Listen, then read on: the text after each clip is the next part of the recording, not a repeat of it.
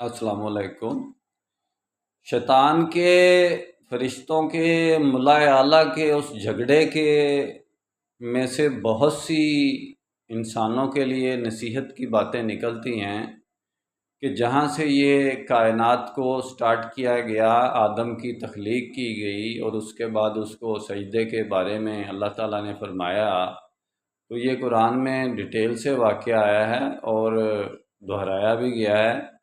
तो उसके बारे में देखें, कई अल्फाज में मुख्तलिफ़ शक्लों में दोहराया गया है।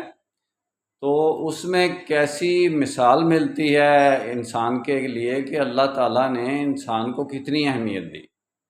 एक तरफ फरिश्ते भी यानी कि इंसान के खलीफा बनने से इनकार ही कर रहे थे कि अल्लाह ताला को कह रहे थे कि या अल्लाह ये इसकी तख्लीक इस किस्म की है कि ये जिस चीज़ से बना है ये ज़मीन में जाके फसाद पैदा करेगा। हम तेरी तस्बीह हम्दो सना बयान कर रहे हैं, इंसान को बनाने की क्या ज़रूरत थी।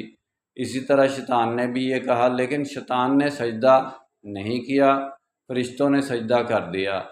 तो कहने का मकसद ये है कि इसमें से हमें क्या सबक मिलता है कि हम यानी कि शैतान की तरह इबलीस ना बन जाएं। इबलीस कहते हैं अबलास से निकला है।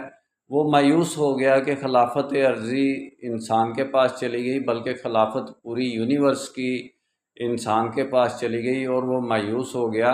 इबलीस का मतलब होता है मायूस हो जाने वाला, अबलास से निकला है।